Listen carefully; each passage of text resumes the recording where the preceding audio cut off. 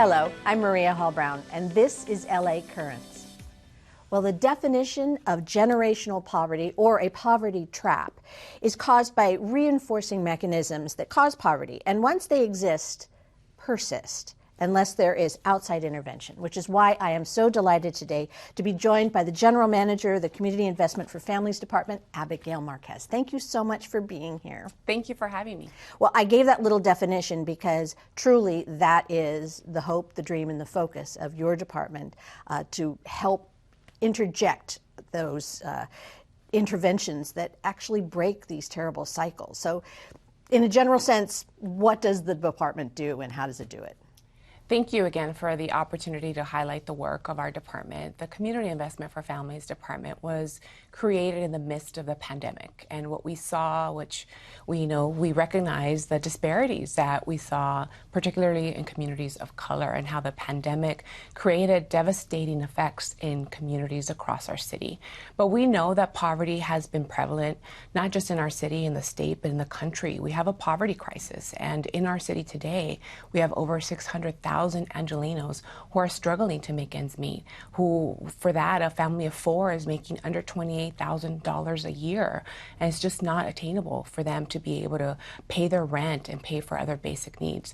So call this a radical idea, but I do believe that poverty is a solvable problem. And our department is grounded on that mission, on the mission to reverse the cycles of intergenerational poverty through the creation of community wealth, and to really leverage all of our resources, our federal, state, and local resources, to alleviate poverty in communities across the city. You have a number of programs. I mean, obviously there are a lot of, adult programs, youth programs, et cetera, but there's also other things like domestic violence intervention. So intervention seems to be an incredibly integral word to use with what your department does. So what are these programs that you specifically offer that make these interventions possible to help with poverty, to help with domestic violence, to help with education, et cetera? Yes, thank you. And you're absolutely right. And I do appreciate the growing recognition of the work that we do and the work that other departments are doing to, again, address poverty, to stop the inflow of families falling into homelessness. And I think intervention, prevention, as you've called it out, is really key. Our department, first and foremost, serves as the administrator of the Consolidated Plan. The Consolidated Plan is a plan that we submit to the federal government, to the U.S. Department of Housing and Urban Development annually, that allocates federal resources to the city. We work very closely with the mayor and the city council to prioritize how those resources will be implemented in communities across the city. That work allows for us to fund not just the services that we manage, but we support the integration of these services across 20 city departments, and we support over 100 community organizations across the city. It supports programs like programs offered through the Department of Aging, and then specifically to our department, we support our domestic violence and human trafficking shelter system, which last year helped over 3,000 survivors in shelter, and also through other intervention services. Our Family Source system is the largest anti-poverty system in the city. It is a place-based system that provides a variety of services to low-income families. Our centers are strategically located in the areas of the city with the highest rates of poverty. So we are funding communities. We're not funding, nonprofit organizations. And it served last year. Very proud of the fact that as a new department in our first year, we served over 70,000 Angelenos through our programs, through our Family Source centers, as I mentioned, our domestic violence. I know we're going to talk a little bit more about our guaranteed income program and our children's savings account program. So we are continuing to identify opportunities where we can innovate as government to address some of these systemic challenges.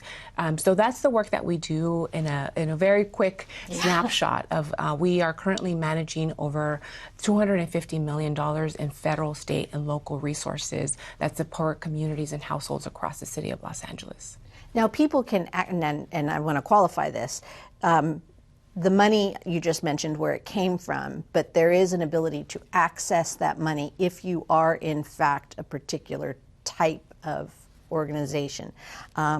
So I know that there are lots of areas that are eligible for grants, but then there's areas that are not eligible for grants, such as policing, et cetera. So who is eligible to reach out for the grants from the department to create these programs that support what you have just mentioned?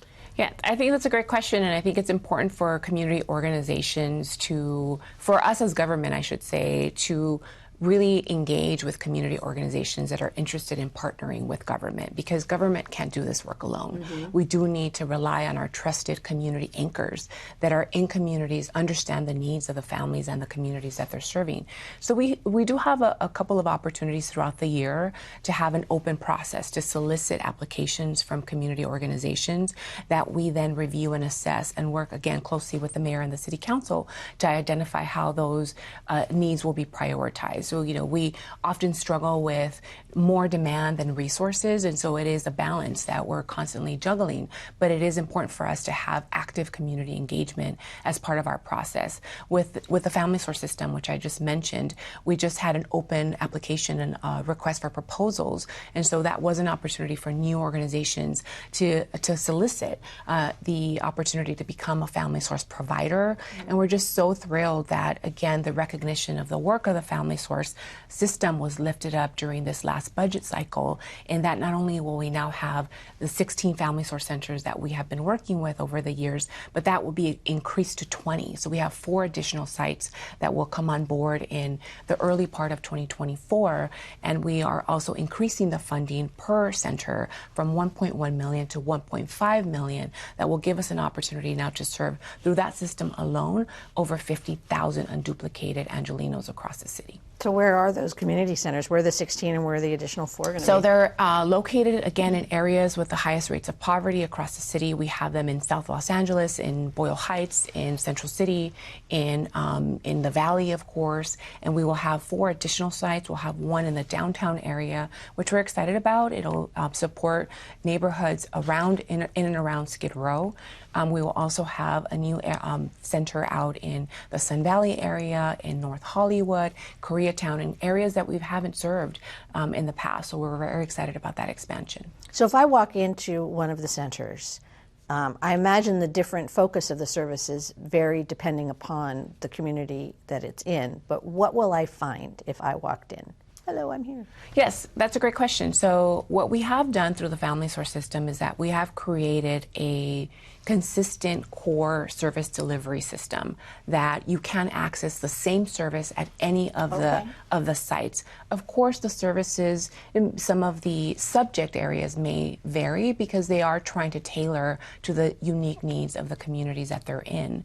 But you can access parenting, case management, free tax preparation services, financial coaching, tutoring, access to public benefits across all of our Family Source centers. So it is a one-stop shop to really enable families to access multiple services at one location and to remove barriers for families as they're trying to navigate, accessing all of these various resources that we have available. So in one room, you'll be able to get tutoring for your child. In the other room, you'll be able to get assessed to see if you qualify for public benefits. In the other room, you can meet with the case manager to lay out a financial plan for you and your household. So those are the comprehensive services that we make available through the Family Source system. And is there any kind of restriction as to who your clients can be? You mentioned, obviously, a family trying to live on a very nominal amount of money.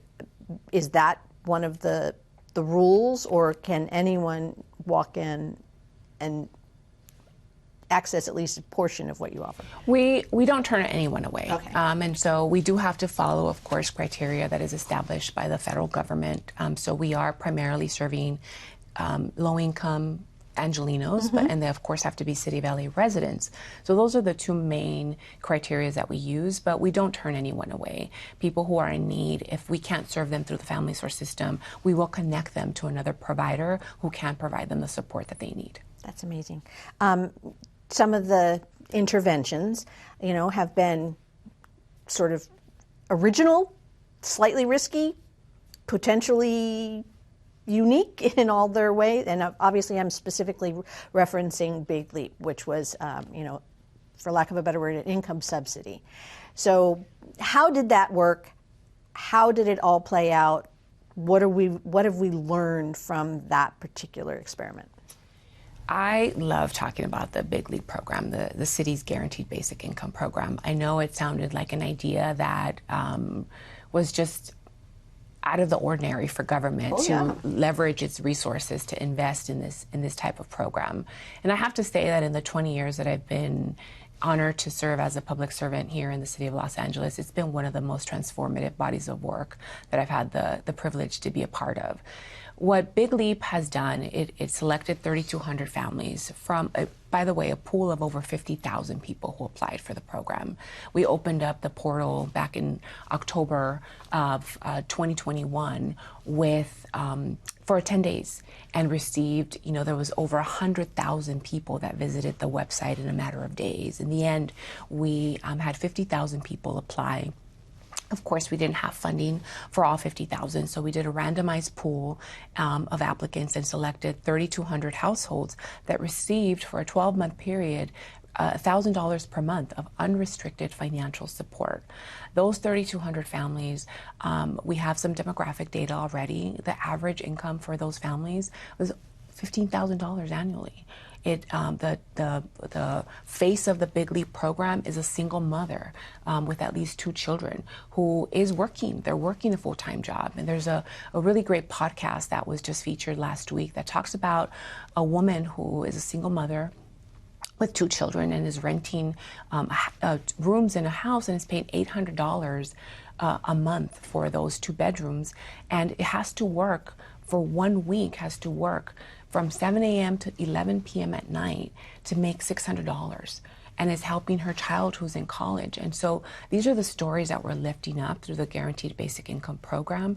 And it really has now transformed the way that government can provide support to families. I think that is much more cost effective to offer unrestricted financial support to households and to lead with trusting families to know how to best utilize these resources. They are in the best position to determine how to meet their basic needs. What we're learning from this experiment, because it really is a pilot, what we're learning is that we're using the money for basic needs, things that you and I worry about every month, putting food on the table. Or I guess you and I may not be worried about that, but families are.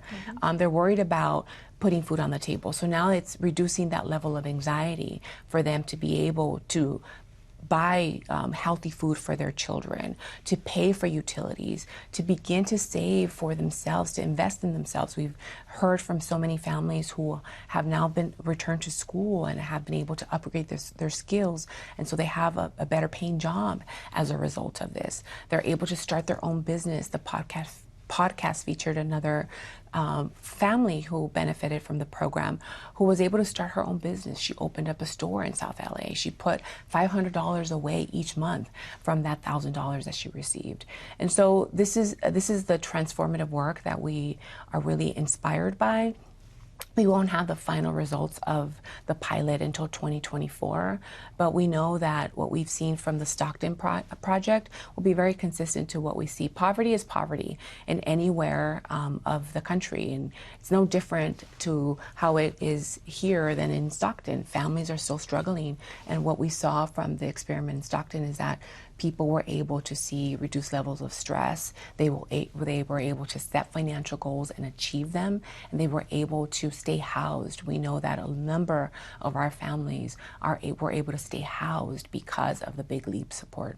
We could probably talk about this particular program for about 2-3 days. Absolutely. But I do have 2 quick follow-up questions that I'm curious about, because one of the fears was you're just throwing the money away, people are just going to use it and abuse it and not have anything. But then I also keep thinking, as you were telling me what was happening, how much we actually invest, if you want to think per family, on other resources that maybe would be substantively more than $12,000 a year. So do we have any comparison of how much money we invest per family to try to break the cycle of poverty without direct impact? And do we also have any information about how many people squandered the opportunity they had? That's a great question, and we'll have, again, the full analysis in our report in 2024. I can tell you that there are a number of other programs at the city and government funds where we don't have clear metrics for. And I know that that has been an ongoing area of priority for our mayor and for the council to make sure that there are clear metrics. And we're going to have, again, a very robust study for the guaranteed income program. But we do track spending data for the guaranteed income participants. And again, we can tell you that people are paying their rent, they're paying their utilities, they're spending the money to purchase food. They're not spending anything that is lavish. They're not buying a new car. They're not spending on alcohol. They're not spending on those things that people, tend to stigmatize. That we're very critical of, we don't lead with trust. And I think that that's what I've learned from this process is that as government, we need to lead with trust. We need to trust that people, regardless of their socioeconomic status, understand what their needs are. And if we are providing them with that support, they will be in the best position to make those decisions for themselves and their families. So that's what we're seeing. Again, we are tracking spending data monthly, and everything is on basic needs. It's rent, it's utilities, it's food, it's transportation. It's those basic needs that you and I spend our money on every month. And then we also have to see what happens to them after they no longer have that income. So that fingers crossed that there is something. We have to start thinking in a different modality, and that's kind of one of the things that you, as an individual, and your service to the city of Los Angeles, seem to really have in your back pocket. I mean, you come up with some very innovative programs or support innovative programs, and one of the ones that I found to be we mentioned it earlier, is the youth savings program, to start off in a good direction. How is that working? That's another great program that we're really, really proud of. It's Opportunity LA. It's our children's savings account program that we have in partnership with LAUSD and LA County. It is the largest program in the country. And when we started our program, we started with a cohort of over 30,000 first graders because we support all first graders across LAUSD. And that includes 33 cities. It's not just our city, but it's 33 cities across the county that are part of the Los Angeles Unified School District. It has grown now to over 100,000 accounts that we have opened up in just this short period of time, in 2 years. It really has expanded, and I want to acknowledge the leadership of Councilmember Monica Rodriguez, who through this last council budget process supported our request to also continue the program into next year. So we're going to be able to onboard another 30,000 first graders. And the impetus behind the Opportunity LA program and the movement, really, there's over 30 cities and states across the country that have implemented college savings account programs. Of course, San Francisco being the first. Their kindergarten to college program has just graduated its first class, their first 12th grade class. And that is the investment that we're making through the Opportunity LA program, is that we're investing in our future workforce, the future generation of our city. So that is another really remarkable program that we've been very fortunate to spearhead as a department. So how does it work? I mean, how do you support kindergartners, and how do you keep track of those accounts for as long as they keep them, need them, and want them? Yes, so we work very closely with LAUSD, and we identify all incoming first graders, and the program is universal. So we automatically enroll all first graders into the program. Again, we're reducing barriers. We're not asking people to navigate through more paperwork, to find the program, to see if they're eligible. It's universal, which is really, really important, and is different from the way that other programs are designed. The other thing we do is we send out welcome kits to all of the families. We do workshops at the schools so that we educate people about the value of a college savings account and how they can continue to invest in the program. It is also in partnership with a financial institution. We partner with City Community Development. A lot of our families are unbanked. And so part of the work that we do is also engaging on the financial literacy to make sure that families understand the basics of banking and the opportunities that they have to also, if they are unbanked, to open up a bank account. Many of our families are making cash deposits, so they're going to their local community bank, Citibank, to make these deposits into the college savings account program. But what's great, again, about our program is that it is universal. So they're automatic. All first graders are automatically enrolled. We use the data that is provided to us by the school district, and we enroll all incoming first graders each year. Very cool. along the lines, you did mention you know that you've been working for the city for 20 years. You've actually worked under now 3 mayors. You started with Villaraigosa and then Eric Garcetti and now Karen. So Karen Bass, what have you seen in the city, and how do you see this Community Investment for Families department being a natural progression of what the city needs? What have you seen from when you began and where you are now? Because you've been, with multiple departments, and now this one is, really becoming a robust part of what the city needs. How have you seen this progression over these years?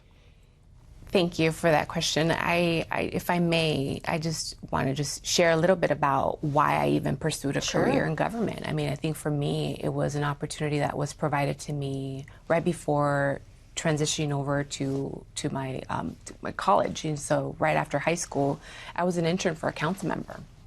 And I really do believe in the value of creating opportunities, internship opportunities for young people, for young Angelenos, especially in government. And it was that opportunity where I was able to see the impact of local government and understand the difference between the federal, state, and local government. And of course, the opportunity that we have here in our city to not just develop policy, but see it transform into programs that are implemented on the ground. And so I was really inspired by that experience. I became a political science major, and I actively pursued a career in government. It's been my life's mission to be a public servant, and I feel so fortunate to be in the role that I am today. As challenging as the work that we are tasked with every day, it's not easy to have a mission that is focused on alleviating poverty, especially the crisis that we have before us. But it is the job that I feel is directly aligned with my core values as an individual. And with respect to your question about the opportunities that I've had, I'm inspired by all the mayors that I've had the privilege of working. I worked also for Mayor Hahn. So it was Mayor Hahn, Mayor Villaraigosa. I didn't work directly, but I saw the leadership in Mayor Hahn and Mayor Villaraigosa. Of course, I worked with him directly, with Mayor Garcetti as well. And of course, so inspired by the vision and the passion and the commitment that Mayor Bass brings as a first woman to be mayor, as the first woman of color.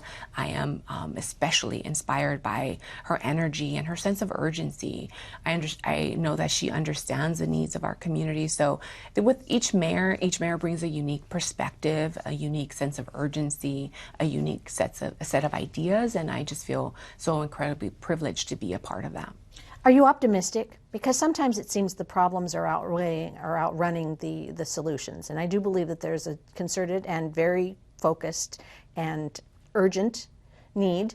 And I think those things everyone's aware of them, but are we losing ground because the problems are getting larger than the solutions, or are we getting ahead of it with, what your department is doing, et cetera? I am an eternal optimist. I think you have to be, especially if you are tackling some very, very challenging systemic problems. And if you're not, you have to be optimistic. You have to lead with a sense of urgency, and we can't give up. I think our families, our communities are depending on us to continue to lead with empathy, with a sense of urgency. So of course I'm optimistic. I do believe in the power of government, and I think that we have a responsibility to continue to lead with compassion and urgency. So yes, I'm inspired every day. I am invigorated every day. I have to be. I have a team that is also looking at me and my leadership in how I will guide the work that we have before us. So, but it's also in my DNA. I'm a positive person, and as I mentioned when we started, people may think that solving poverty is unattainable, but I don't believe that. I think it is. I think we can solve it. I think we have the tools. We have to stay committed to enacting the change that is needed to address poverty in our city. Well, I know as part of that, addressing the change is also listening to the communities that you serve. And you had a strategic plan that you already had, had sort of put in place, and now you're listening, and you've recently listened to what the next step should be. Previously, the survey that you did, some of the priorities that came very prominent were more affordable housing, just the environment in which people live, improvements to the sidewalks, and the issue of homelessness, which is top of mind for everybody, and all the homeless services. What are you seeing coming through in the most recent survey that you did, and how will you be able to apply that to the services that you want to provide? Yes, as I mentioned, community engagement is key, and it has to be centered on the work that we do. We have to center our work on the perspective and the voices of the people that we're intending to serve. We have to make sure that it's grounded on what they need. And so part of the work that we do through the oversight of the consolidated plan is this community engagement process. But we have different opportunities that we identify throughout the year to help inform our work. So for the Family Source RFP that I mentioned, we did another survey where we brought in over 1,000 voices into that conversation to help inform what do families need, what are we doing great at, and where are we seeing gaps, and so how do we respond to those gaps? We're doing that same analysis now for our domestic violence work and our human trafficking work. So that is really critical and a core component of the work that we do.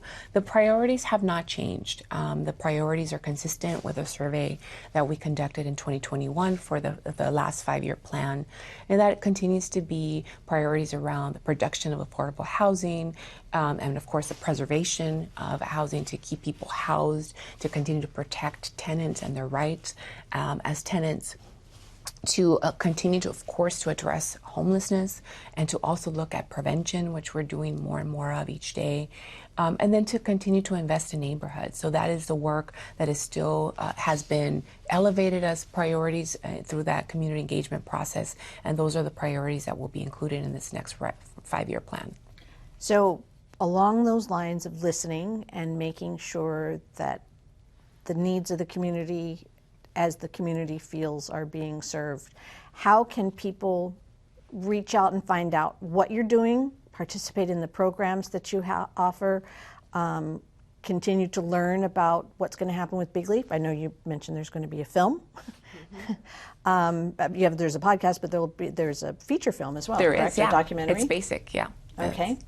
How can people find out about all of this? But more importantly, if they want to share their story with you, they want to help, they want to give you more information to make what you do more vibrant, what's the best way for them to reach out and to follow what's happening? Oh, thank you. We do have 2 commissions that we support, and we welcome the public to come in and provide input during those forums. So we have the Commission for Community and Family Services that we support, and the Community Action Board that meet regularly, and there is opportunity for public engagement there. Of course, we have a website that people can learn more about the different services that we offer. We want to hear from the communities that we are impacting. We want to continue to do better. We want our programs to evolve and truly address the needs of the communities that we are serving. So public input is important, and we welcome that every day. I did forget to ask, when are those additional 4 service going to happen? The 4 Family Source Centers will be, they're funded and will be online in January of 2024. Those 4 additional ones. Okay. Well, thank you for taking all this time, and I can't wait to have the opportunity to hear updates in the future. Thank you. I would love the opportunity to come back. Thanks. And that's a wrap on this LA Currents.